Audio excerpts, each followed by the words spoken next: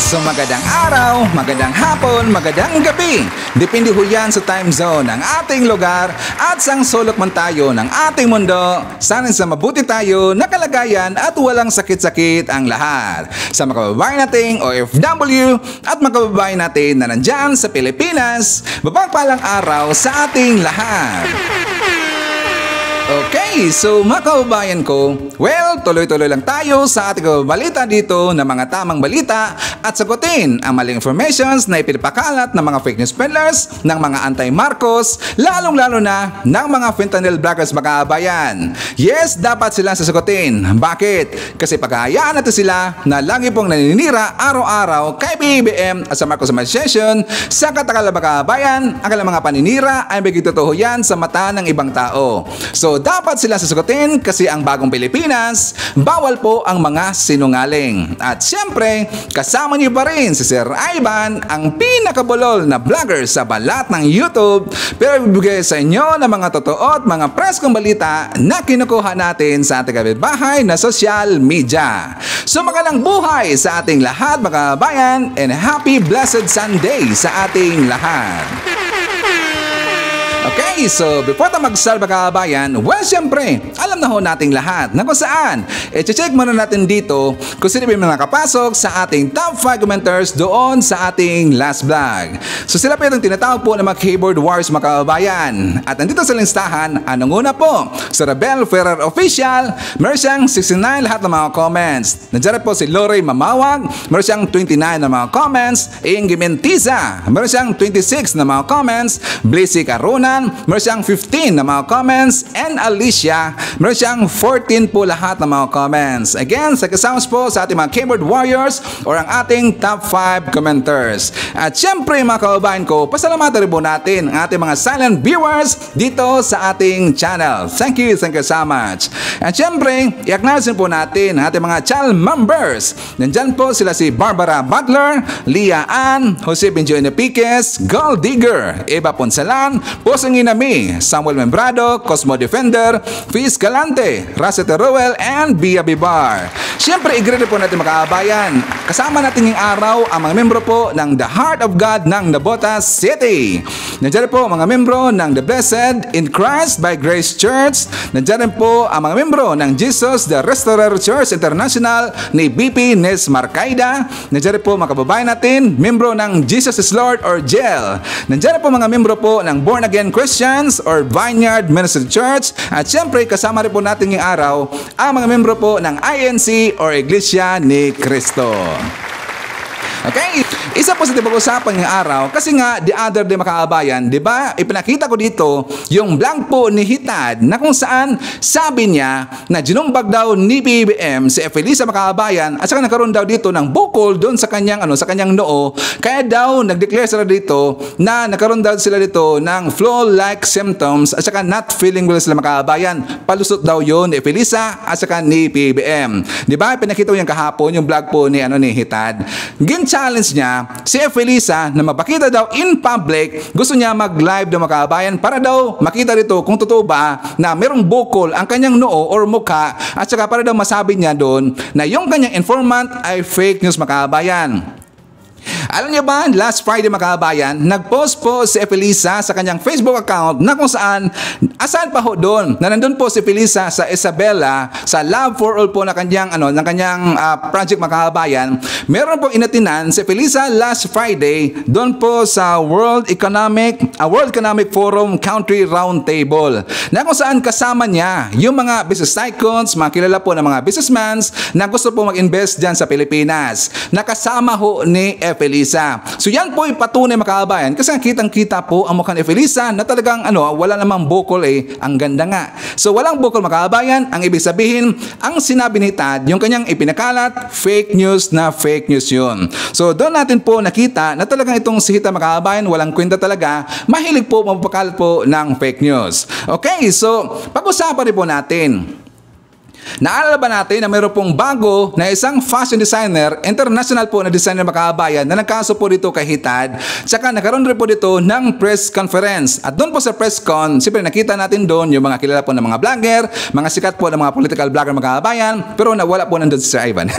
Hindi naman kasi sikat si Sir Ivan eh. So nandun po sila si JDB, sila si Mami Ping, nakalimutan sila si Koy yata yun mga kabayan. So yung upload po ni JDB na press con mga kabayan, alam nyo ba na tinake down po ni Lolo Whitey? Hindi ko nga maintindihan kasi nga tinanong ko si JDB mga kabayan kung ano ba yung violation zone. So ipinakita niya doon sa kanyang post sa community na ito po ang violations mga kabayan. Basahin niyo na lang po. Ay kung basahin kasi nga alam naman po natin yan na medyo ano yan, red flag ho yan kay Lolo Whitey. So kaya lang po magbasa mga kabayan. Yan daw ang policy na na-violate po sa upload ni JDB na kung saan mga kabayan, yun lang po ay press con, nothing more, nothing less. Only a press con. Bakit nagkaganyan? Yan nga hindi ko maintindihan kasi nga samantala ito pong kay Hitad mga kabayan ang kanyang account, ang kanyang YouTube account samantalang grabe po ang kanyang mga banat dito, grabe po ang kanyang bunganga, napakabaho talaga at saka mangalipos na po ng tao at lagi pong naninira po ng tao, lagi niyang sinisiraan dito si Felisa, lagi niyang sinisiraan po si BBM, inalipusan niya at saka kinukurse sa mga kabayan. Di ba wala pong nangyayari sa account po ni Hitad sa kanyang YouTube account? Hindi ko nga mag-gets kung bakit nga yung mga kabayan parang naging to si Lolo Whitey. Hindi natin alam kung ano pong violations doon, pero sana na tingnan rin po sana ni Lolo Whitey yung account po ni Hitad. Okay ba sa inyo mga kabayan? Agree ba tayo na dapat pong ma-take down yung account ni Hitad? Please comment down below. Kasi nga para sa akin mga kabayan, sumusobra tayo sita mga kabayan. Sumusobra ng gunggong na yan kasi nga wala namang ginagawa, puro lang ito paninira, puro lang pang-akusa, wala naman siyang konkreto po na ebidensya mga kabayan. Ang kanyang ebidensya, puro na po kamartisan. So para sa akin talaga, dapat matanggal po yung account po ng YouTube ni Hitad mga kabayan. Okay? So anyways, dahil pag-usapan natin si Hitad, dito po ipapasok po natin mamaya, ito pong si Secretary Larry Gadon. Kasi nga 'di ba, sinabi ko kahapon na ito pong si Hitad, kinutya niya itong si Secretary Larry kasi nga ang programa daw ni Attorney Larry Makabayan, 'di ba walang kwenta daw sabi ni Hitad. Kasi nga ego lang daw dito na pang nabigyan daw ng Nutriban, nabigyan daw ng gatas, ng oatmeal, at saka sayang daw yung pera ng bayan Makabayan. Wala daw tulong 'yan. Mamaya ipapakita ko po sa inyo yung video po ni Secretary Larry Gadon kasi nga sinagot niya dito si Hitad Makabayan. Kasi nga yan po yung nakaabot po doon kay Hitad. Na kung saan nakakagulat talaga. Alam niyo ba na walang ginasto dito yung gobyerno Makabayan sa programa po ni Secretary Larry Gadon? And also, sinagot rin po ni Secretary Larry Gadon yung banat ni Glenny Chong, yung baklang abogado Makabayan na nagmura doon sa rally sa Liwasang Bonifacio at gusto niyang sampalin niya back to back si Felisa. Yan po yung nakaabot po rin po kay Secretary Larry Gadon Makabayan. Kaya binanatan niya itong si Glenny Chong. And also, pag-usapan rin po natin, kasi nga, di ba, si Senator Amy Marcos, meron siyang claim dito na ipinakalat niya na naglabas daw ng pera na worth 400 million pesos para daw ipambigay doon sa mga vlogger, para daw sisiraan po si Senator Amy Marcos, para daw sisiraan daw si FPRRD, si Kibuloy, at saka si BP Sara Makabayan. Naalala ba natin yan? So, yung word na yan, yung claim na yan po ni Senator Amy Marcos, ginamit ho yan ngayon na mga DBS na mga vlogger mga kabayan. Yan po ang banat nila ngayon. Or even though doon po sa kanilang mga followers, mga viewers na lagi pong nanonood dito sa atin, sabi nila, bayaran daw si Sir Ivan. Baka daw kabilang tayo sa nabigyan daw ng 400 million pesos para daw sisiraan yung mga Duterte at saka si Senator Amy Marcos mga kabayan. Bayaran ba si Sir Ivan? Well, bayaran si Sir Ivan. Ang nagbayad sa akin, ang aking mga viewers. Wala pong politiko na involved dito, wala pong ginasto na ang perang bayan para bayaran si Sir Ivan. Wala po. Mismo ang ating pong mga viewers ito ang nagbabayad kay Sir Ivan. Kung ikaw po'y nanood sa ating advertisement, kung ikaw po'y nabigay sa atin ng super thanks or pangkalamansi ni Sir Ivan, o ikaw rin po ay membro ng ating channel or channel membership, ikaw po ay nababayad kay Sir Ivan. Okay, so pag-usapan natin yan mamaya kasi nga marami silang banat dito na kasi nga mga kababayan, para sa akin na ginamit po nila yung claim po ni Senator Amy Marcos na meron dang 400 million pesos inilabas ang taong ang gobyerno natin para nasisiraan sila. Ito'y ginamit nila para sa akin na pangtakip nila mga kababayan. Parang diversion tactics nila. Bakit? Kasi nakikita na ho natin dito at nakikita po ng taong bayan na unti-unti na ba itong lumubog po yung popularidad ng mga Duterte, pati po yung yung si Senator Amy Marcos mga kababayan. 'Di ba? Aminin ho natin, mga lalista, maraming galit po kay Senator Amy Marcos at pati po itong si Mike Abe mga kababayan. Alam niyo ba, binanatan niya si Senator Amy Marcos. Kasi nga si Mike Abe ngayong araw or kahapon nga pala, alam niyo mga kababayan, nagdududa ako dito. Kasi nga coordinated ngayon yung mga DBS vlogger, lahat po ng mga DBS ng mga vlogger, pati nga yung si Iskunyan vlogger na si Jojo mga kababayan, tumira ngayon sa mga makamarcos ng mga vlogger or pro-admin ng mga vlogger kasi nga dahil dito sa 400 million pesos na budget para daw sa mga vlogger, para daw sila isisira mga kababayan. Naging coordinated sila. Bakit? Lahat ng tira nila ngayon, isang video mga kababayan, puro sila tira doon kay Mike Abe. Napansin ba natin yan? Lahat sila si Pambansang Loyalista, si Kokoy, sila si Brothers Travelers, sila si Dada, si Takoli, at saka sunod-sunod pati nga si Banat Bay, nagkaisa sila lahat mga kababayan, tinira nila yung si Mike Abe ngayon kasi nga, bakit hindi daw kumampi kay Kibuloy, samantalang alam nyo ba na si Mike Abe mga kababayan, meron kasi ipapakita ko sa inyo mamaya na sa isang interview doon po kay Kapil mga kababayan na yung in-interview doon ay dati daw siyang ministry dyan sa QOGC. Alam nyo ba na parang meron siyang sinabi dito na ang tawag ng mga kababayan na maraming binigay dito na pribilehiyo si Kibuloy doon po sa kay Mike Abe, binihisan daw, binigyan ng pera or saan man maraming lugar na pinuntahan, libre daw ng QOGC, at saka parang ganun po, binihisan daw, parang sinumbatan na nila si Mike Abe mga kababayan, at saka gin-include nila yung issue po ng 400 million pesos, baka daw binayaran po itong si Mike Abe mga kababayan. At lalong-lalo na, pag-usapan po natin mamaya, itong banggaan po ni Banat Bay versus kay Makagago or kay Mark Jason mga kababayan. Ano nyo ba nakilalang ko yan si Mark Jason? But anyways, at syempre, marami pang iba. Alam niyo po si Sir Ivan, marami itong binibitaw ng mga pasabog every time na maglalabas tayo ng mga bagong balita dito sa ating channel. Okay, so before na mag-start mga kababayan, well, syempre, kukumustahin ko muna kayo at saka shoutout natin ating mga pinalangga po na mga legends, ang ating mga senior citizen. Hello po, kumusta? I'm hoping po na nasa maayos kayo na kalagayan. Kukumustahin rito mga kababayan ang mga pinalangga natin na mga Marcos Loyalist. At siyempre, nandiyan rin po mga kababayan nating DDS all over the world. How to do mga kababayan, lalong-lalo na. Maraming salamat sa Unity supporters. Girls, thank you so much sa ating returning viewers, mga solid supporters ng Sir Ivan, mga Sukarising channel, thank you so much at maraming salamat sa mga viewers na hindi nag-skip ng ating mga commercials. Thank you so much. At syempre, welcome rin po natin ating mga new subscribers, mga bagong pasok sa Sukarising channel. Welcome to the family and thank you po for appreciating our channel. Okay, so syempre, wala rin po natin kalimutan ating mga kababayan pong mga viewers ng mga Pinklawan or mga Dilawan. At syempre, welcome rin po ang mga haters po ni Sir Ivan, mga Ate Marcos. Welcome na welcome kayo dito sa ating channel. And I missed you already. Hey! Well, siya nga pala mga kababayan. Meron kasi nagtanong sa atin, saka nag-comment doon sa ating last vlog, bakit ko ba daw sinashout yung mga DDS? Siguro bago mga kababayan. So anyways, I think, kasi nga alam nyo, marami kong nakita na bago po ng mga viewers. So, siguro hindi nila alam na marami rin po mga matitino po na mga DDS. Sila po ay nagko-comment sa atin, sila po ay tumatawag kay Sir Ivan, nagme-message sa atin, sila po ay mga matitino. Ang ibig sabihin na sila po dito ay open-minded, marunong sila to mag-check and balance mga kababayan. Sila po siyempre viewers doon sa ibang kabilang kubol, pero viewers po sila dito po sa ating channel. So, binabalance nila para makita nila yung kung sino ba dito ang totoong nasasabi po na vlogger mga kababayan.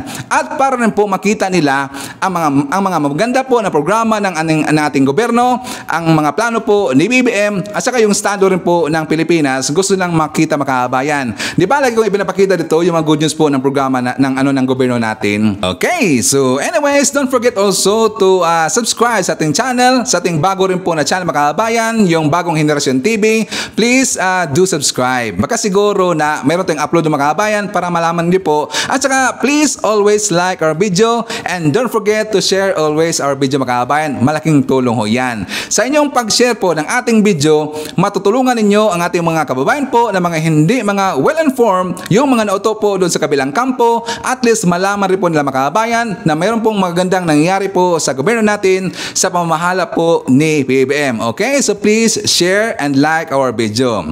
So una po sa ating pag-uusapan mga kababayan, well, dito muna tayo po kay Mike Abe. Kasi nga si Mike Abe mga kababayan talagang sumabog sa dito. Kasi nga siya po'y binakbakan dito ng mga vloggers mga kababayan. Nakabilang raw itong si Mike Abe doon po sa 400 million pesos na nilabas ng gobyerno natin, ipambayad daw doon sa mga vlogger para sisiraan po yung kabilang kubol mga kababayan. So for more details, let's watch this. Ano ba ito? Pakulo? Paawa? Ano bang iba pa? O for publicity lang? Pakulo, paawa, or publicity lang? Alam niyo kung bakit? Meron pong sinasabi ngayon si Senador Amy Marcos na meron daw gumagastos. Parang ganon. Meron daw nasa likod ng paninira sa kanya. Grabe, ano ha? Sa palagay mo naman, Amy, may mamumuhunan pa para siraan ka. Ayan, tingin ko nga, tingin ng taong bayan, ikaw mismo ang sumisira sa iyong political career, sa iyong sarili. Kasi Marcos ka, pero anti-Marcos ang dating mo. Anti-Romualdez, puro pamilya mo yan Kapatid at first cousin. Ikaw yung puro batikos laban sa gobyerno. Tapos ngayon sasabihin mo may mga gumagastos para kasiraan. Sino naman yung nagsasayang ang pera? Para sa akin at aking opinion, pagsasayang ng pera kung totoong may gumagastos para siraan ka. Kasi alam ng taong bayan, ikaw mismo yung sumisira sa sarili mo. Kaya nga pati mga Ilocano, kung hindi man lahat, maraming Ilocano ayaw na sa'yo. Galit na sa'yo. Kasi nga, hindi nila nakikita ang suporta mo sa pamilyang Marcos, samantalang Marcos ka. Di ba ganun kasimple yun? Pati Marcos loyalists at supporters sa buong mundo, matindi na ang pagdududa sa iyo at nagbabanta na nga na hindi ka susuportahan next election. Lalo pa ngayon, lutang na lutang ka, pro Duterte, pro Kibuloy ka, pro SMNI ka, saan ka kukuha ng boto? Sa palagay mo ba, may papanalo ka ng mga Kibuloy supporters? Malabo yan. Multiple account lang ang ginagamit ng mga yan para kunwari marami sila. Pero yung actual voters, registered voters, hindi ako naniniwalang kaya kang ipanalo nila. Baka magalit sila sa akin, pero yun ang totoo, kakaunti sila. Butante, hindi ka kaya ipanalo niya. So ngayon, sino sa palagay mo naman ang gagastos, magtatapon ng pera para siraan ka? Amy. Sa hirap ng buhay ngayon, magtatapon ng pera para manira ng ibang tao, walang gagawa ng ganon. Lalo na kung lutang at kitang-kita ang performance at ginagawa. Di ba? Sa mga issue at ano ang paninindigan. Pro Duterte, pro Kibuloy ka pro SMNI ka Sa palagay mo, makakakuha ka ng malaking suporta para maging senador ka ulit. At sa palagay mo, may kailangan gumastos para siraan ka dyan. Ikaw mismo yung naninindigan ng iyong paniniwalang ganyan na hindi matanggap ng Marcos supporters at ng mga loyalists at yung mismo mga Ilocano. Hindi lang Ilocano sa buong mundo, kundi yung Ilocano sa Ilocos Norte at Ilocos Sur. May grupo dyan ayaw na sa'yo. May mga Ilocano ayaw sa'yo. May mga Ilocano nagtatampo na sa'yo. Hindi mo ba naramdaman, Amy, nung ano ba yung festival ba yun? Ano ba yung okasyon meron sa inyo nung nakaraan? Nagsalita ka na napakatahimik, hindi mainit ang pagsalubong sa iyo. Hindi nga malakas ang palakpakan habang nagsasalita ka. Kasi yung festival, ginawa mong politika ang isyo na ikaw nagsasalita. Ayaw na nila yon. Pangalawa, Hinahanapan ka nga kasi Marcos ka, bakit ang dating anti-Marcos, anti-Romualdez? Ayan, di ba? Yan ang totoo. O kayo po, na mga nanonood at nakikinig, kaya ko po kayo tinatanong, anong tingin ninyo? Totoo ba yun? Ano ba yung sinasabi? Basta malaking pera daw ang ginagastos eh. Galing pa yata sa gobyerno eh. Parang taga-gobyerno pa raw ang gumagastos para siraan siya. Grabe naman yan. Ibang klase na itong aiming ito. Di ko alam kung anong gusto niyo talagang palabasin. Kaya ang tanong ko, ito ba publicity, drama, o kung ano man? Kasi sabi ni Basti Duterte, itigil na ang drama hindi naman tumitigil. Para bang itigil mo ang drama, ginagamit mo na yung pangalan namin. Hindi yata ramdam ni Aimee na yung mga Duterte at yung mga supporters ni Duterte, hindi lahat pabor sa kanya. Ang tingin sa kanya ng grupong yon, hindi naman lahat din. Espiya lang siya. Naloko na. Paano itong Marcos supporters at loyalists? Nagduda na sa'yo. Hindi mo makukuha yan sa eleksyon. Ayan ang sinasabi natin. Ewan ko kung paano siya babawi. Problema niyan. Ba't ko naman tuturuan? Buhay niya yan eh. Political career ang pinag-uusapan dito. Kasi napakarami ng bumabatikos kay Pangulong Marcos at kay Speaker Romualdez at sa kabuuan ng gobyerno. Pinipersonal siya. Below the belt ang banat sa kanya. Walang ibang mangunguna at dapat siya ang magdidepensa. Bilang kapatid at kamag-anak, si Aimee sa paninira sa kanyang pamilya ng ibang tao. Hindi niya magawa eh.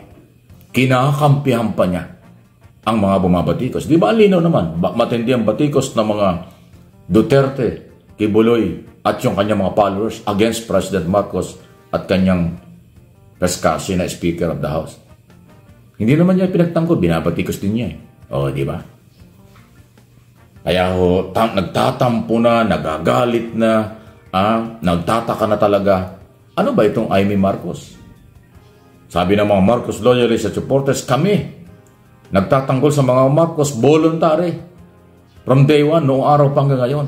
Tapos ito, nakabalik na ang mga Marcos. Ito, senador yung Aimee. Wala kaming nakitang pagmamalasakit at pagdedepensa sa Pangulo. Binabanatan niya at kinakampihan pa nga ang sumisira. Wow! Ano nga yun? Di ba sabi ng ibang mga vlogger na anti-Marcos, anti-government? Si Aimee daw ang pinanggagalingan nila ng impormasyon para sirain ang gobyerno. Grabe! Di ba? Kung totoo yun, ikaw pala talaga. Hindi ka na nagtatanggol, naninira pa. Di ba? So, hindi kailangan. Kaya ako sinasabi ito, ginajustify ko lang po sa aking opinion, interpretation, analysis sa isang ito. Hindi kailangan gastusan siya. Sayang ang pera kung sino mang gumagawa niyan. Mali. Napangangapital yan. Para mo siraan yung isang Aimee. Dahil siya mismo ang sumisira sa kanyang political career. Tulad ng sinabi ko kanina. Ang pag-akala kasi ni Senator Aimee Marcos Makabayan, kapag nandun siya sa kabilang kubol, mananalo siya this coming 2025 po na midterm elections. Kasi nga siya po itatakbo Makabayan, di ba, sa 2025. Pero ang hindi niya alam, at hindi niya na siguro naramdaman dito, na marami pong mga Ilocano, mga Maka-Marcos, loyalista, na talagang nauguluhan na sa kanya at marami pong naiinis na sa kanya Makabayan. Bakit hindi niya ipinagtatanggol po si PBBM? Pero alam niyo po, sana ngayon pa lang isipin na po ni Senator Aimee Marcos. Bakit? Doon nga sa vlog po ni Banat Bay Makabayan, lagi niya sinasabi doon na mag-iingat daw sila kay Senator Aimee Marcos. Kasi ang iniisip ng Makabayan, itong Senator Aimee, baka espiya lang daw ito ng mga Marcos Makabayan. So ayaw na amin lang na ibuboto po itong Senator Aimee Marcos na mga Duterte supporters Makabayan. So dyan pa lang po dapat mag-isip na po itong Senator Aimee Marcos. Dapat, di ba? So kaya nga maraming nagalit dito sa kanya ng mga loyalista at maraming nagalit dito ng mga Maka-Marcos kasi nga puro na siya paninira. Lalong-lalo na nagpalabas siya rito ng statement na kung saan naglabas daw, meron daw nagbudget dito ang gobyerno daw ng 400 million pesos para daw ibabayad doon sa mga vlogger para daw sila sisiraan Makabayan. Ayun ba, hindi naman kailangan na sila po siraan dito kasi nga sirang-sira na sa Makabayan at kitang-kita po natin yung mga nangyari po doon sa previous administrations na mga kailang baho makabayan, unti na po ditong naglabasan. Meron ho yang mga ebidensya, di ba? Hindi kasi yan mga haka-haka lang. Merong ebidensya yan, well documented ho yang makabayan. Kaya hindi lang masabi dito na ngayon daw sinisiraan daw yung mga Duterte. Hindi naman sinisiraan. May mga issue talaga na mga na-involved dito yung mga Duterte na ngayon na lang po lumabas makabayan. At saka dito rin po kay Kibuloy, sinaraan ba si Kibuloy? Samantalang ang issue po ni Kibuloy makabayan, last 2018 pa po yan, sa panahon pa po ni FPRD. At saka yung issue ni Kibuloy, meron siyang kaso doon sa US, siniraan ba siya? Meron talaga siyang kaso makabayan, di ba? Wanted nga siya doon sa US. So dito siya sa Pilipinas, nagtago, kasi kapag pupunta siya doon sa US, siya po ay dadakpi makabayan, makukulong siya doon. So hindi po yan paninira. Sila mismo ang gumawa dito para sila ay masira makabayan. Sila po si BP Sara, si Kibuloy, si FPRD, at saka si Senator Amy Marcos. Okay, so ipapakita ko sa inyo makabayan, at saka sasagutin po natin, ito pong banat, doon po sa live po ni KPL sa kay pamansang loyalista, iloyalista pa naman yung pangalan makabayan, pero puro po dito paninira kay PBBM. Di ba dapat talaga na tatanggalin po ang pangalan na loyalista? Kasi hindi naman siya loyalista makabayan. Ginamit lang niya yung term po or word po na lista para makakuha sa dito ng suporta po galing sa loyalista makabayan. Okay, so sasagutin natin kasi meron silang ban dito tungkol po sa claim ni Senator Amy Marcos. So for more details, let's share this. Pangalawang tanong po, Kuya Jerwin, ano pong masasabi ninyo dito sa expose po ni Senator Amy Marcos na 400 million ang nilulustay na pera para sirain si Pastor Apollo Kibuloy at si former President Rodrigo Roa Duterte? Doon pa lang po sa tanong ni Kapil makabayan, para siyang sigurado nito na naglabas po ng pera ang gobyerno natin, ang tax po ng taong bayan, ginamit po pangbayad sa mga vloggers para sila sisiraan dito. Parang sure na talaga sa makabayan, paano sila nakasigurado dito na naglabas po ng pera, ganun kalaki ang gobyerno natin para po ipang-funded doon sa mga vlogger makabayan. Diba? Meron mas ng ebidensya. Sinabi nga lang yan ni Senator Amy Marcos, pero walang ebidensya. Only verbal makabayan. Diba? Sabi pa nga niya na meron daw inilabas meron siyang daw na ginamit po na term na 400 million pesos. Pati daw sa kanya, merong budget daw na 25 million pesos para rin po daw siya ay sisira makabayan. Merong word na daw. Ang ibig sabihin, hindi ho yan sure. Okay? So patuloy tayo. Nako po, medyo KPL, napakabigat na katanungan yan. At napakabigat na experience yan. Alam mo, KPL, narinig ko rin yan sa interview ni Senator Amy Marcos na sa kanyang interview, live interview, narinig ko na biruin mo, 400 million ang nilulustay na pera na binabayad para lang sirain si Pastor Apollo Kibuloy, para lang sirain si PRRD. At kung hindi ako nagkakamali, sinabi pa ni Senador Amy Marcos na mismo sa kanya 25 million ang binigay sa kanya na sa mga media or what, na para lang sirain siya, para lang sirain ang kanyang reputasyon. Ang tanong ko, ganito na ba kagarapal ang ating paggobyerno ngayon? Ganito na ba tayo maglustay ng pera ng taong bayan na hindi nyo pera yan, pera ng taong bayan yan, ginagamit nyo, nilulustay ninyo para lang sirain yung isang tao, para lang sirain si Pastor Apollo Kibuloy, para lang sirain si PRRD. Okay, pangatlong tanong ko po sa inyo, Kuya Jerwin. Katatapos lang po ng laban kasama ang bayan prayer rally. Laban kasama ang bayad prayer rally. Yun ang tamang term, KPL. I-sure mo? Di ba? At nasabi din ni Admar na hindi pa ho yun tapos. So ibig sabihin, may mangyayari pang prayer rally ang laban kasama ang bayan. E ano naman po ang masasabi ninyo, Kuya, dito sa mga congressman na gustong ipatigil ang prayer rally? Nako, Yan din po, kapingin, ay narinig ko nung isang araw, bali 4 na congressman po ang nagpa-press conference na gusto nilang ipatigil yung ginagawang prayer rally sa Liwasan Bonifacio kasi daw sinabi ni Congressman Suarez na hindi man daw prayer rally dahil walang pagdadasal at hindi na rin nakakatulong sa bayan.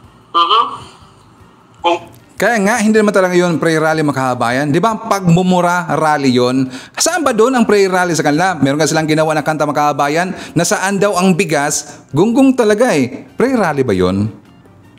Congressman Gutierrez, ikaw ba naman ang nagbibigay ng isang resolusyon na talagang i-revoke ang franchise ng Isiminay? Ang tanong ko sa iyo, mga violente ba kaming tao? Ang tanong ko sa inyo, kami ba ay hindi mo ba nakikita ang aming ginawang rally na very peaceful, very organized ang aming ginawang rally?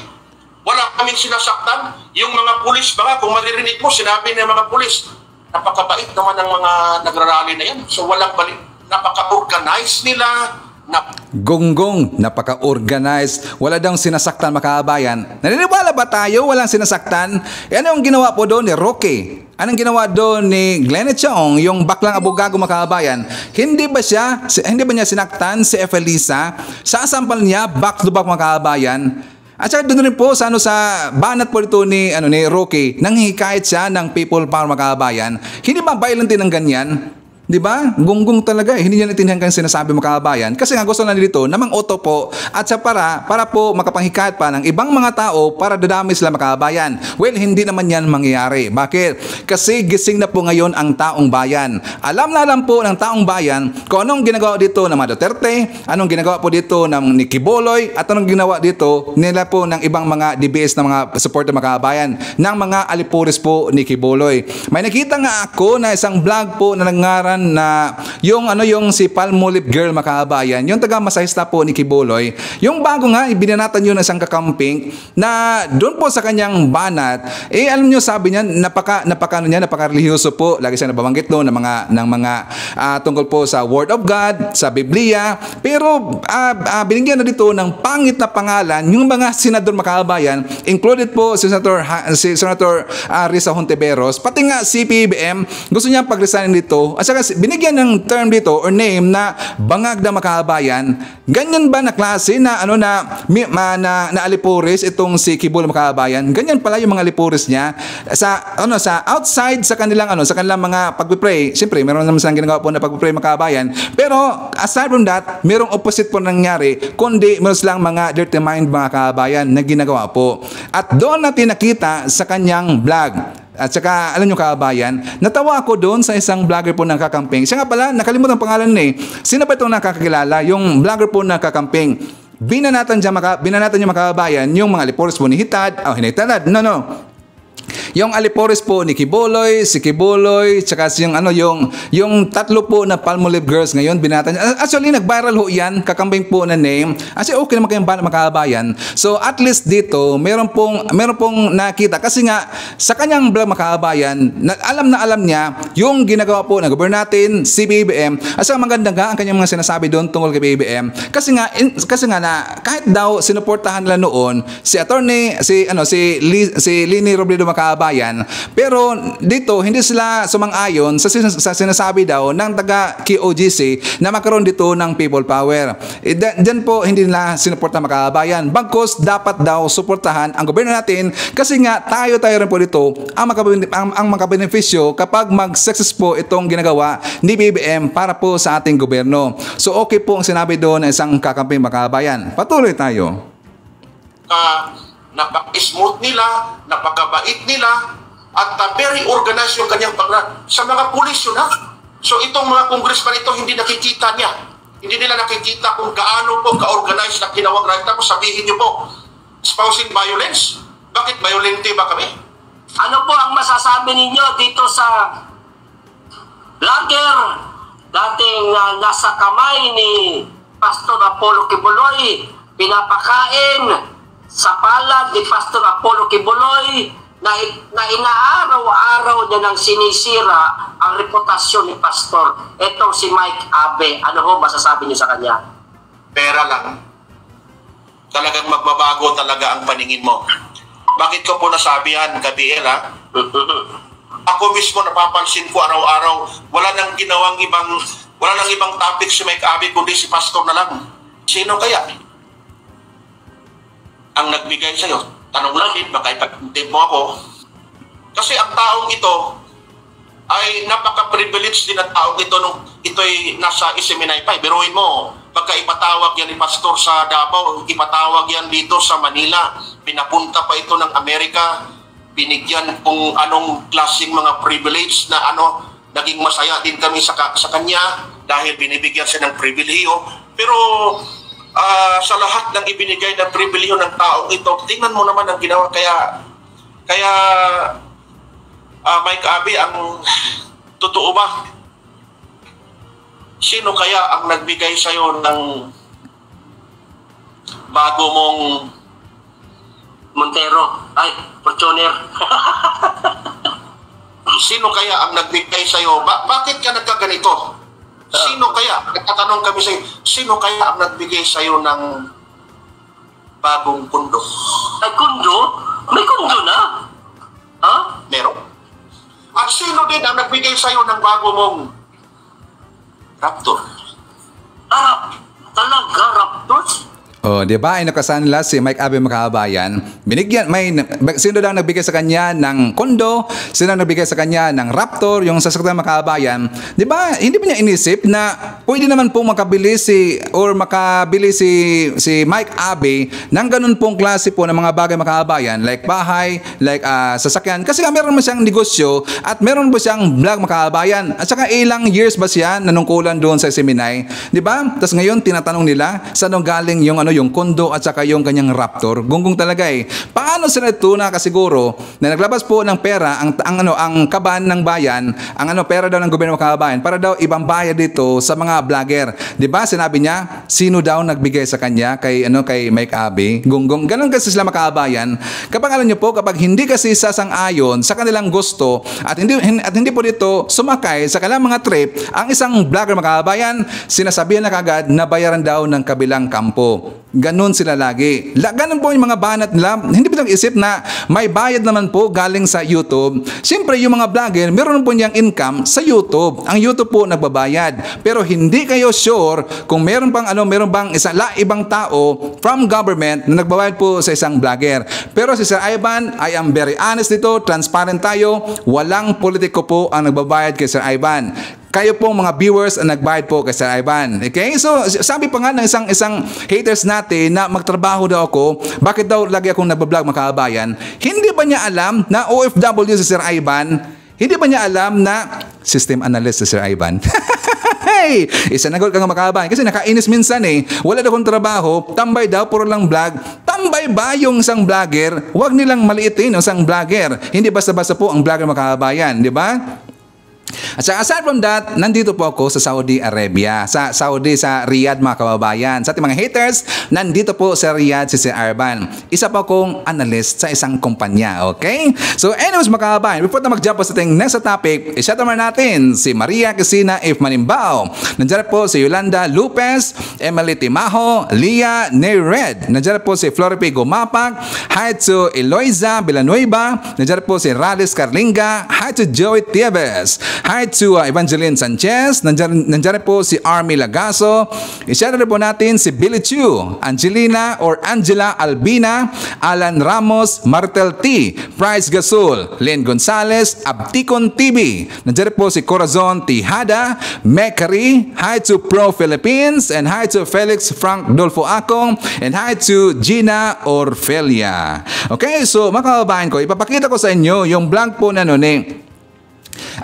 yung interview nga pala ni Secretary Larry Gadon, kasi nga dito mapapahiya talaga itong si Hitad at saka ito pong si Attorney Glanny Chonging na isang baklang gago na kalaguyo po ni Hitad mga kababayan dahil sila banat niya kay Evelisa at saka dito po sa paninira po ni Maharlika na walang kwenta daw yung trabaho ngayon ni Secretary Larry Gadon. So for more details, let's watch this. Meron kami mahalagang tanong sa'yo. Kasi nabanggit mo dong kanina, akala ng taong bayan, pera ng gobyerno to. Hindi. Ito ay perang sarili ko at meron din sponsorship dito ang SM Foundation. Napakabuti ng SM Foundation. Kaya akala nila, yung iba naninira, ang sinasabi kakapiranggot lang daw yung mundong Nutriban, hindi naman nila alam na meron pa itong oatmeal, may gatas, na makakapagbigay sa kanila ng nutrisyon. Ang nakakatawa kasi yung mga nagtutuligsa, kahit isang pirasong biskwit, wala pa sila ng bigyan. Hindi lang yun, sir. Ang bawat eskwelahan, kagaya na doon, may 1,000 more or the 1,000 students. Ang cost ay more than 200,000. Yes, oo, so, bawat school. Kaya hindi kakapiranggot yun, no? Sana yung mga tumutuligsa, tumulong na lang sila. Oo. Kesa yung tutuligsain nila ako, sila nga kahit isang pirasong biskwit, wala pang nabigyan. Saan ka ba nakakita na gano'n? Sa programang ito, nasa ilang bata na po yung na-covered? Ay, siguro mahigit 4,000 na. Yung sa akin lang, pero yung sa mga kasamahan ko na ginagaya na nila ito ngayon, ina-adapt nila, ay libo-libo na rin sa iba-ibang mga lugar. Meron ako mga kasamahan na ginagawa din ito. Kaya lang, hindi sila nako-cover ng ating media. Pero ang importante doon, hindi man yan ma-cover ng media, ang importante sa lahat ay nakakatulong sila. Yun nakakatulong. Kaya ako, nananawagan ako dun sa mga naninira sa akin, kung maari lang, tumulong na lang kayo. Sek, one last question, Sek. Ano po masasabi niyo sa isang abogado na sasampalin daw po ang unang ginang? Ay talaga namang isang malaking kabastusan yun. Sa katotohanan yan, si Atty. Glenn Chong ay kaibigan ko yan dati. At yan ay aking pangtinulungan na inendorso ko yan sa pagiging COMELEC Commissioner. Kaya lang ay siguro masyado siyang naghihintay. Alam nyo, maramdamin ng mga taong kagaya niya, ngayon hindi pa siya nakakapwesto, nagsalita na ng kung ano-ano. At ang mahirap na ay wala namang ginagawa masama sa kanya si First Lady. Si First Lady nga tahimik na tumutulong sa ating mga kababayan sa pamamagitan ng pagdadala ng lab bus medical mission sa mga probinsya na hindi rin napapublicize. Pero malaking tulong ang ginagawa niya. Kung ang isang tao nagkakalat ng kasinungalingan, paninira o mga propaganda laban sa aming Pangulo, yun siguro, kung gano'n ang kanyang gawain, pwede mo pang talagang pagsabihan at murahin. Pero yung kagaya naman ni First Lady, wala namang ginagawa yung tao In fact, puro tulong na nga lang ginagawa. Walang kibo, walang kahit na anumang publicity. Kaya yung sasabihin mo na sasampalin siya, kalabisan na yun. Yun ay hindi na a gentleman's act. Kaya ako talaga ay nangihinayang sapagkat si Atty. Glenn sana ay matalino naman. In fact, nirekomenda ko nga yan para maging COMELEC Commissioner. Kaya lang hindi siya nakuha. Pero dapat hindi niya ipagdamdam yun. Kung talagang tumulong ka kay Pangulong Marcos sa kanyang eleksyon, yung pagtulong mo ay dahil na rin sa pagmamahal mo sa bayan, na gusto mo ay ang umupo na ating pinuno ng bansa ay yung may kakayahan upang maging maganda ang ating ginagawa. Hindi dahil na tumulong ka dahil gusto mo maging COMELEC Commissioner. Ito sir, sa akin po, si Pangulo at si First Lady ngayon nagkasakit, tapos under medication, ganyan, dahil talagang tagtag sa trabaho, sunod-sunod sir Ngayon, meron po mga imbis na idalangin for recovery, tinatawanan, sinasabi ng iba, kinakaroon, mga ganyan. Sir, anong reaksyon niyo sa mga tao ito? Yung mga taong yan, sana ang aking panawagan sa kanila ay tumulong na lang kayo. Dahil ang panawagan naman ni Presidente Bongbong Marcos ay dapat ay lahat ng Pilipino ay gumawa rin ng kanya-kanyang paraan upang makatulong sa bayan. Kung puro paninira ang gagawin mo, hindi ka nakakatulong. Pag hindi mo tinulungan ang ating bansa, ikaw din ang maaapektuhan, yung iyong mga anak, yung iyong mga susunod na henerasyon. Kaya dapat ito, ang panawagan ng ating Pangulo, lahat ng Pilipino, bawat Pilipino ay sa kanyang sariling pamamaraan ay gumawa rin ng hakbang upang makatulong. At hindi manira. Dahil nakita naman natin na ang ating Pangulo ay talagang nagtatrabaho. Adik nga siya, adik sa trabaho, adik sa pagmamahal sa bayan. Diba? Kaya dapat dito ay tulungan natin o suportahan natin ang ating Pangulo. Sir, last kong tanong, sir, mensahe niyo po sa gusto makikisa sa mga programa na napagandang naisipan niyo po? Ang alin? Yung makikisa po sa mga programa niyo po. Nananawagan ako sa ating mga kababayan, lalo na yung merong kakayahan na tumulong din at ating tulungan ang ating mga kabataan sa kanilang nutrisyon, sapagkat ang ating mga kabataan, sila ang pag-asa ng ating bayan. At hindi lamang yan, sila ay ating dapat hubugin upang maging kapakinabang na mamamayan at sila ay makatulong sa ating bansa upang sama-sama natin na tahakin ang bagong Pilipinas. Maraming salamat. Ako'y nananawagan sa inyo, suportahan natin ang ating Pangulo, suportahan ang administrasyon, suportahan natin at tulungan natin ang ating bansa. Maraming salamat. Ayan, hitad. Nakakahiya naman.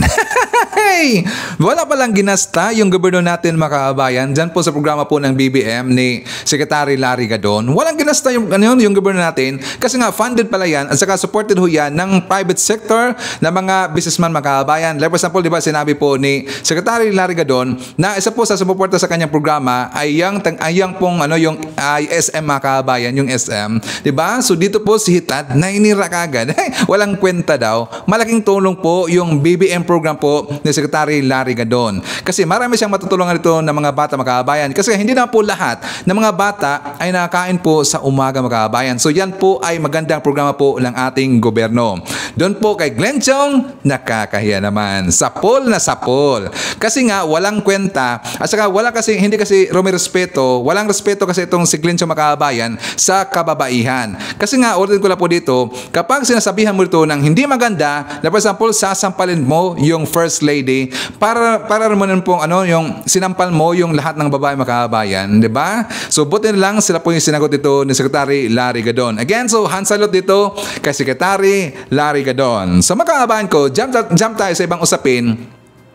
Kasi nga to, napakainit po na balita. 'Di ba? The other day, mga kababayan, doon po sa West Philippine Sea, alam nyo, hinaras pa rin po dito ng taga China ang kababayan natin po, yung Coast Guard natin. Ganun pa rin po, mga kababayan, binobole pa rin po.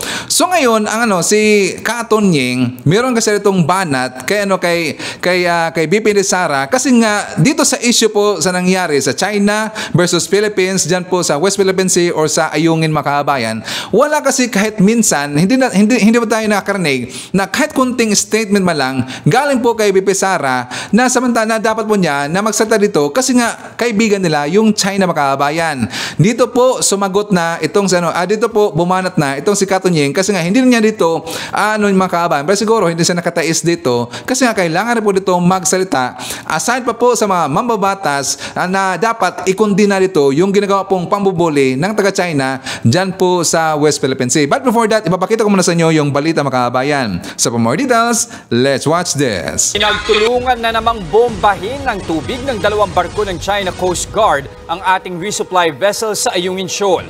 Hinarang, ginitgit at muntik pang banggain ng China ang ating bangka. Nasa frontline ng balitang yan, si Elaine Fulgencio. Alas 6 ng umaga kanina, makikita sa videong ito na inilabas ng Armed Forces of the Philippines ang delikadong pagtawid ng isang barko ng China Coast Guard sa harap ng Philippine supply vessel na Onay Zamay 4. Patungo sa Ayungin Shoal ang Unay sa May 4 para magsagawa ng resupply mission sa mga sundalong nakatalaga sa nakasadsad na BRP Sierra Madre.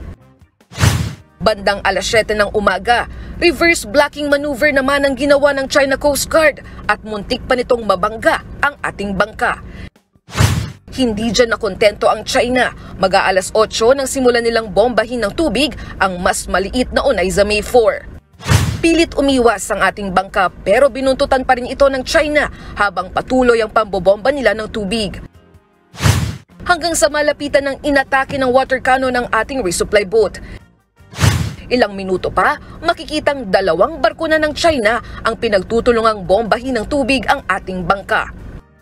May pagkakataon pang nakagitgita ng resupply boat ng Pilipinas ang China habang patuloy ang pagwa-water cannon. Ang tensyong yan sa dagat tumagal ng 1 oras at nagdulot ng malaking pinsala sa ating supply vessel. Ang Unay sa May 4 ay ang parehong sasakyang pandagat na nasira dahil sa water cannon attack ng China noong March 5. Makalipas ang 1 oras, nakalapit ang isa pa nating barko na BRP Cabra sa Unay sa May 4 para tulungan ang mga sakay nito. Sa kabila ng mga pangharas, nakarating ang Unay sa May 4 malapit sa BRP Sierra Madre. Sakay ng inflatable boat, matagumpay na iniabot ng mga tauhan ng Philippine Navy ang mga supply. Ayon sa Armed Forces of the Philippines, ginawa nilang resupply mission para mapanatili ang military presence at patuloy na protektahan ang ating soberanya sa ating exclusive economic zone. Pero sa isang pahayag, giniit ng China Coast Guard na tayo raw ang may paglabag, naghahamon at gumagawa ng gulo para masirang kapayapaan sa South China Sea. Pinanindigan din nilang legal at profesional ang ginawa nilang pagharang at pagtaboy sa ating barko. Ayon sa National Security Council, ang insidenteng ito ay patunay lang na walang kinikilalang international law ang China. Kasunod ng insidente, makikipagpulong daw ang National Task Force on West Philippine Sea kay Executive Secretary Lucas Bersamin at sa National Security Council para bumuo ng rekomendasyon kay Pangulong Bongbong Marcos kung ano ang ating susunod na hakbang. Mariin namang kinundi na ng atin ito koalisyon ang anilay agresibong aksyon ng China sa ating mga barko. Hinimok nito ang pamahalaan na ipatawag si Chinese Ambassador Wang Xidian para humingi ng paumanhin sa nangyari o di kaya'y umalis na ng bansa. Nagbabalita mula sa Frontline, Elaine Fulgencio. So yun nga makabayan, grabe nung ginagawa dito ng China, no? Mga bastos talaga eh. Kaya nga yung kababayan natin, tayong lahat po ng mga Pilipino, hindi na po nakatiis ito sa ginagawa po ng China. So dapat talaga ito'y makabayan, dapat umaksyon na dito ang gobyerno natin. So ito pong si Katon Yeng, sumabog makabayan. Ipapakita ko sa inyo yung kanyang vlog na kung saan nanawagan sa dito kay Bibi Sara na dapat daw magsalita na dito si Bibi Sara tungkol sa issue dyan sa West Philippine Sea. Kasi nga hindi na po maganda ang ginagawa po ng China makabayan. So for more details, let's watch this. Ito pong si Commodore Tariela, ang spokesperson ng Coast Guard sa West Philippine Sea, mga kababayan, ay naglabas po ng statement at hinahamon po niya ang mga opisyal ng gobyerno. Ulitin natin, ang mga opisyal ng gobyerno na nananahimik sa issue ng West Philippine Sea at pambubuli ng China na magsalita na. Sapagkat hindi daw po pagsasalita ng mga opisyal ng pamahalaan, kahit na pwede namang magsalita tungkol po sa isyong ito, lalo na yung mga national political leaders natin, kaduda-duda ang kanilang katapatan. Ako, naiintindihan ko pa yung mga wala naman talagang kinalaman dito eh. Pero, on one hand, pwedeng manahimik dahil hindi naman niya linya yon. Pero on the other hand, kung pwede namang magsalita, nagsasalita nga sa maraming mga bagay na may kinalaman sa defense and security, etc. Tapos dito sa isyong ito na may ang usapin na po tungkol po sa ating soberenya, hindi pa rin nagsasalita, mukhang dun sa aspetong yun ay may base ang pinapahayag po ni Commodore Tariela.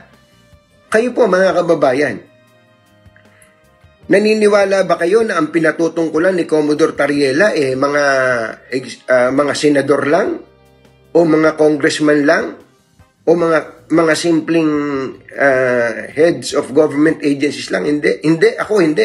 Ako naniniwala ayaw lang yung diretsuhin dahil tinanong ko po siya na ang tinutukoy ni Commodore Tariela dito si Vice President Sara Duterte.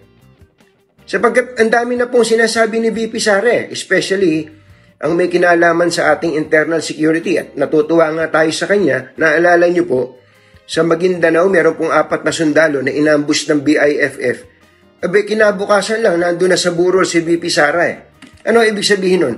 She cares for our armed forces. She cares for our for the issue regarding defense and security. She cares about internal security. But the question is, does she care about external security of the country? Yun po yung magandang sagutin din ni VP Sara ngayon, ano? If she can speak on matters of national security, katulad nga po nung binabanggit ko sa inyo, tungkol sa ROTC, national security issue yun para sa akin eh. Kasi paghahanda sa ating mga kabataan yun eh, kung ano, for any eventuality, tingin ko, wala rin namang masama, bagamat hindi natin dinidemand na magsalita si VP Sara, pero sa akin tingin, hindi rin naman masama kung siya po ay magsasalita na katulad po ng tono ng pagsasalita ng mga leader ng ating bansa na ipinagtatanggol po ang soberenya ng Pilipinas. Gan nga ipinagtataka natin kung bakit hindi kaya na magsalita dito ni VP Sara, mga kababayan. Hindi kaya dahil po sa isang secret deal. Secret deal ng China at saka ng Duterte, mga kababayan. Kaya ayaw niya magsalita dito. Baka siguro kasama yon sa deal, mga kababayan. Huwag kayong makialam dito. Sabi ng China, kami nang bahala dito. Diba? So siguro tikong pibig dito yon ng mga Duterte, mga kababayan. Kasi nga sila to'y puppet lang ng China. Wala silang magawa, mga kababayan. Yan talaga ang rason. Wala namang iba eh. Bakit hanggang ngayon, malaking tanong talaga, bakit hanggang ngayon hindi pa rin kaya po magsalita ng mga Duterte against dito sa China, mga kababayan? Bakit kaya? Or baka magkano kaya? So anyway, before tayo mag-jump po sa ating next topic, i-shout out muna natin. Nandyan po kasama natin ngayong araw si Lides Rowell. Hi to Toto Remember, Angelita Holsinger, Carmila Sanchez. Hi to Jelen Quezon, Ashen, Ronaldo Sevillano. Nandyan po si Reynaldo Pascua. I-shout out natin si Rodolfo Rabor. Hi to Rosario Rabor Him at Camila Rabor Dongo. Nandyan rin po kasama natin ngayong araw si Shannon Reyes. Shout out daw sa Tamisin family. Hi to Paul Benedict Chu from Tacloban, Leyte. Nandiyan po si Bibian, Evelyn Garcia, Monez Moromio, and hi to Josefina Di Vera. Okay, so makakabahan ko, dito tayo po sa issue ni Banatbay versus ni Makagago or si Mark Jason Makabayan, si Makagago. So nag-umpisa kasi yan, ang kanilang initan ngayon ni Banatbay at saka ni Makagago, doon po sa unang banat po ni Makagago na kung saan tinira niya dito si Kibuloy, si FPRD at saka nasama doon si Banatbay Makabayan. Kasi nga ang duda dito, bakit siya nagduda daw kay Makagago, bakit bigla tong lumitaw as a political blogger or biglang pumasok po sa political na vlogging, mga kababayan, samantalang ang mga vlog dito ni Makagago ay about lang po sa lifestyle vlogging. Di ba alam ho natin at kilala po natin si Makagago na siya po'y nag-host po ng basketball, ng boxing sa mga vloggers, mga kababayan. So ang hindi kasi alam dito ni Banatbay na years sa panahon pa po ni Pinoy, itong si Makagago, isa rin po siyang political vlogger, mga kababayan. Alam na alam ho yan Sir Ivan. Bakit? Kasi noon pa man, nasundan ko na yang si Makagago. Nung hindi pa siya masyadong kilala, hanggang nag-viral siya, doon po sa panahon po ng Yolanda, mga kababayan. Nalala ba natin yon? Di ba meron po isang vlogger na lagi na pong nag-shirt ng white sank yatang name niyan, na tinitira niya si Pinoy, mga kababayan, pati rin gobyerno, kasi nga yung tulong, yung ibinigay po na tulong, pinadala ng tulong na mga gamit, mga pagkain para doon sa Tacloban, hindi kasi nakaabot doon, mga kababayan. Di ba ko sinabli ho yun? Isa rin po doon si Makagago na vlogger na pumuna sa gobyerno natin at siya po yung vlogger na nag-viral, mga kababayan. Baka siguro hindi po alam ng ibang viewers natin dito. Kilala ko yan si Makagago. Pero not every time siya po pumapasok dito sa issue po ng gobyerno, pero during po sa kay Duterte, mga kababayan, tumitira na po siya. Hanggang ngayon, meron siyang makita dito na hindi maganda po ang ginagawa ang gobyerno natin natin, tumitira na po itong si Magago. Pero hindi lagi mga kababayan. Not every time. Kasi nga ang kanyang vlog is about sa lifestyle vlogging. So dito, ipapakita ko muna sa inyo yung vlog po ni Magago para alam ho natin mga kababayan. So for more details, let's watch this. Kamusta ang lahat mga boss? Pinapakilala ko po sa inyo ang tatlong demonyo sa ating bansa ngayon, no? Si Pastor, si X, at saka itong Tolonges na ito. Mga kahombre ko, ayan po yung tatlong nagpapahirap lalo sa sitwasyon natin. Kasi dinidivide po nila ang mga utak ng mga Pilipino. They are actually encouraging people na maging against sa gobyerno. Eto mga boss ha, uulitin ko. Eto si Pastor, yan po ay napakadami ng kaso, lalo na sa Amerika. Okay? Nasalba siya, pasalamat sa administrasyon nitong ex-president na ito. Which itong ex-president na to ay pinagtatanggol ng napakalala with all his might, with all his life nitong vlogger na yan. Bakit po kailangan na ipagtanggol ni Vice Presidente Sara Duterte, ex-President Rodrigo Duterte, at ng iba't ibang mga senador tulad ni Robin Padilla, Cynthia Villar, Ronald De La Rosa? Bakit nyo po kailangan ipagtanggol ang isang convicted na rapist, child molester, etc. etc. Bakit? Paano nyo na lulunok, na aatim yung ganitong galawan? Kasi ang dami po, sobrang dami ng tao na namolestya ng tao na ito. Mga bata, babae, marami. I really hope na hindi po mangyari sa inyo ang nangyari sa mga biktima nitong si Quiboloy. Kasi talagang it will hurt you a lot. Alam niyo yon mga boss. Dapat justice. Dapat ang sigaw ng mga tao, justice para sa mga namolestya ni Quiboloy. 'Di ba? Justice for Quiboloy's victim. Hindi justice for Quiboloy. Walang ganon. Deserve niya po lahat ng mga kaganapan sa kanyang buhay. Kasi yan ay napatunayan. Amerika pa lang napatunayan na. Kaya kung yang Tolonges na nagtatanggol sa kanya ay pipilitin pa rin, hahamakin pa rin na ipagtanggol ang sila Quiboloy at kung sino-sino pa, well, good luck sa'yo. Isa lang ang ibig sabihin yan. Walang pagmamahal kayo sa bayan. Isa lang ang gusto nyo, division sa bayan na ito. Yun lang po ang gusto ng mga yan. Okay? Tapos magtataka kayo eh. Meron tayong vice-presidente, siya ang nangangasiwa sa DepEd, but still, isipin mo, Sara Duterte, paano ka ngayon haharap sa mga batang babae? Tas ang ipinagtatanggol mo, kasama katuwang ng iyong tatay, ay ang isang pastor at na may movement tulad ni Quiboloy. Hindi ka ba naaawa? Wala ba sa'yo yung feelings ng mga batang minolestya? Ba't ganun? Alam nyo, I was really hoping na, sige, yung tatay niya, okay, siguro, matindi talaga pinagsamaan. Pero ikaw, Sara, for all the people, ikaw pa mismo, di ba? Imposible yun. Kasi, grabe, nature ng work mo, nakikipagtrabaho ka sa mga bata, but still, grabe mga boss, this is incredible, alam nyo yun?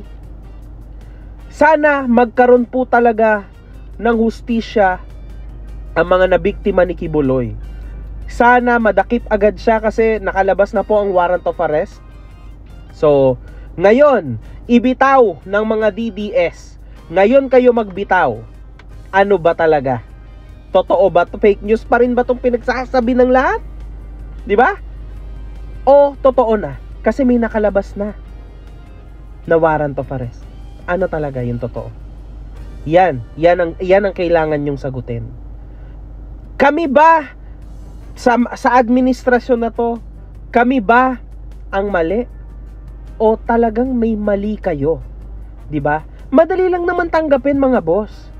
Tatanggapin nyo lang ang inyong mga pagkakamali. Everything will be fine, 'di ba? Yun lang. Yung justice system ngayon, salamat sa administrasyon na to, works fine. So, yun. Ingatan lahat. Justice for the victim of Quiboloy. So, may tanong ako, mga kabayan. May mali ba doon sa sinabi ni Makagago? Please comment down below. Kasi nga na-trigger ngayon yung kabilang kampo, alam niyo naman po, mga kabayan, kapag titirahin po ang kanilang sinuportahan po na politiko, well, ganun talaga sila. Pagsabihan kagagad na sila'y bayaran, mga kabayan. Pero even though hindi diretsahang sinabi dito ni Banatbay na binayaran siya ni Romualdez sa kabayan, pero klarong-klaro naman kasi pag every time po na merong lalabas na issue na bayaran daw yung mga vlogger, 'di ba, pinupoint na kagad si Romualdez, mga kabayan. Correct if I'm wrong.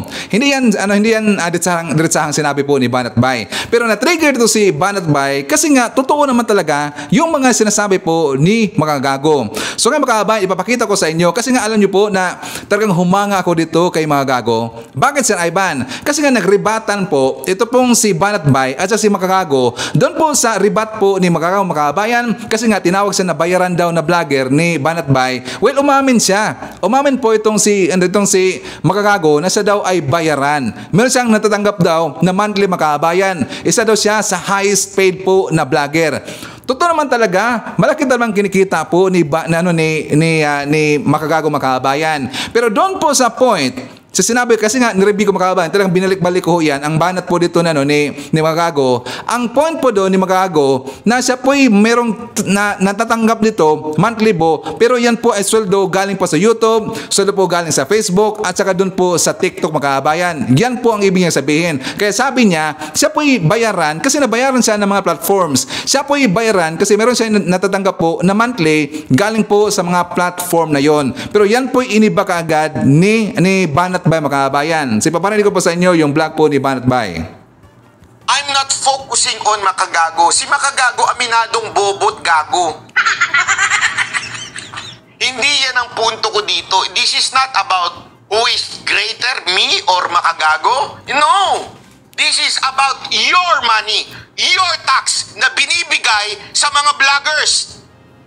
Mantakin nyo, pinaghirapan yung pagtrabahuhan, pinaghirapan ng mga anak ninyo, tapos ibibigay sa vloggers? Hindi ba kayo mabibwisit doon? Yun ang pinaka-importanting issue dito. Tax ng taong bayan ang ibinibigay sa mga hindot na yan. Sa tingin nyo, gagastos ng magkano yan? Kada buwan? Hindi lang siya, ang dami nila. Since umami na to, ibig lang sabihin, marami sila mga vloggers na binayaran. Kasi iisa ang tono nila eh. Siya ang highest paid nga lang. So paano yung iba? So binayaran yan. Ilang milyon yan? Tanungin ko kayo. Ilang milyon yan? Sino nagsabi? Si Senator Amy. 400 million. Saan kukunin yun? Sa bulsa ni So, di ba, hindi niya diretso pong sinabi, mga kabayan. Pero tatanungin natin, ito pong si Banatbay, bakit walang natanggap po si Sir Ivan galing sa gobyerno? Sabi niya, may bayad daw, binayaran daw yung mga vlogger, mga kababayan, at ang budget ito, 400 million pesos daw. Bakit walang natanggap si Sir Ivan?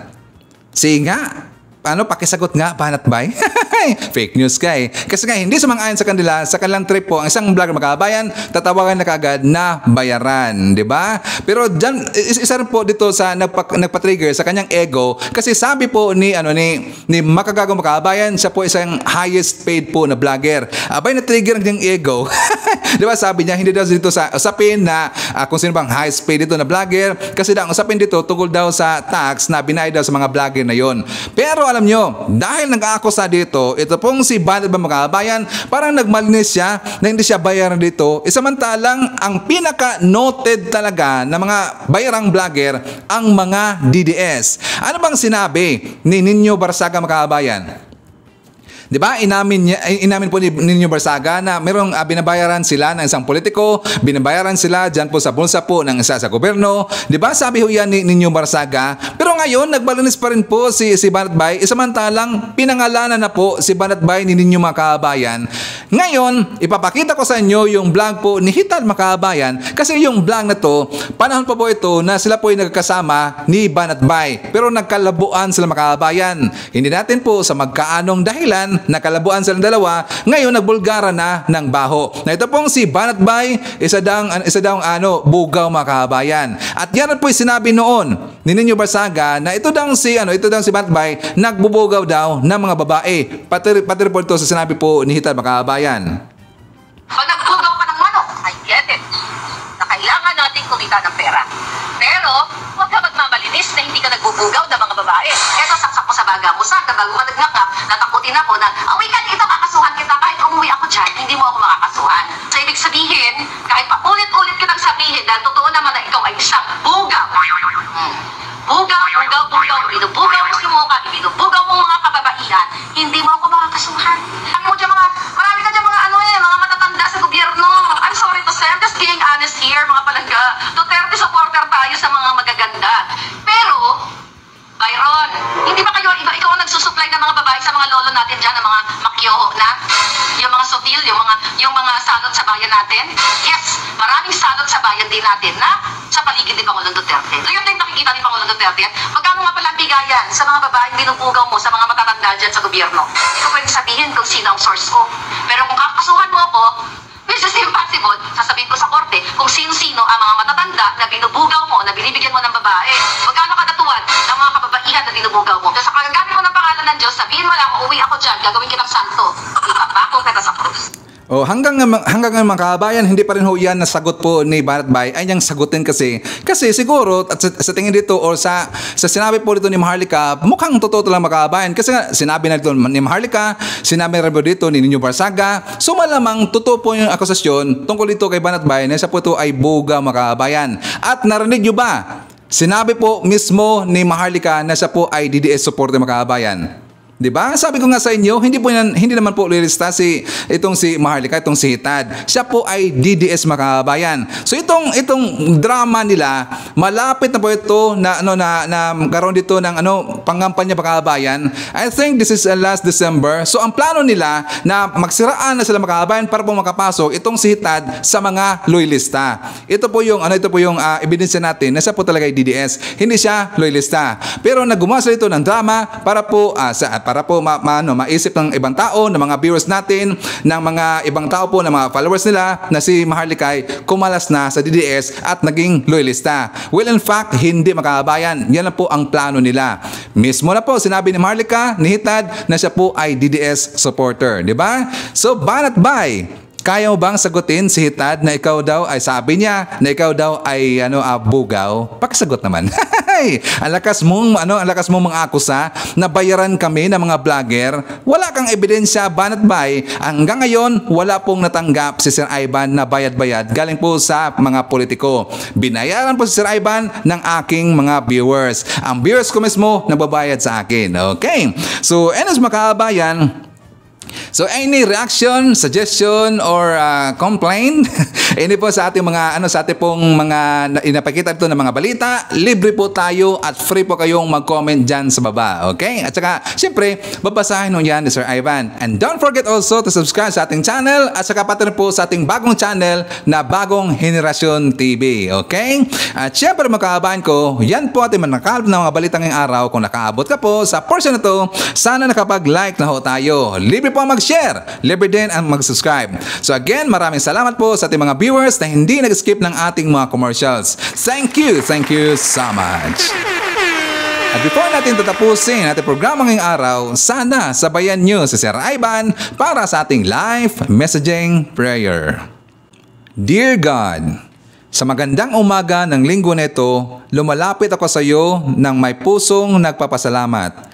Nagpapasalamat ako sa bagong araw na ito, sa hininga sa aking mga baga at sa maraming biyayang ipinagkaloob mo sa akin.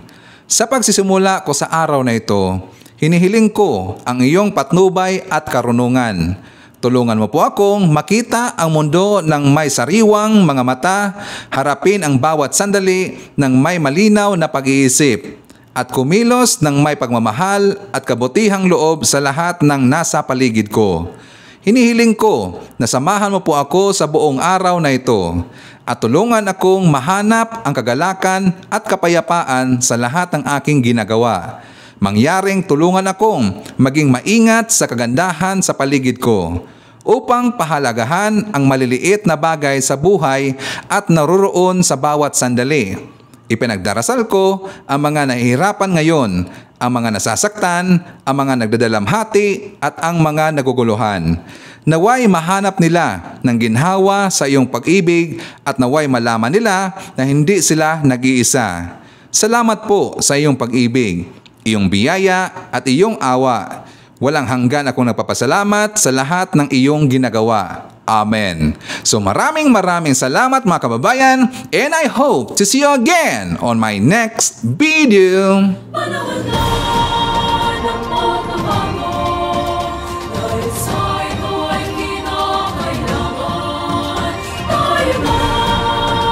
Tulong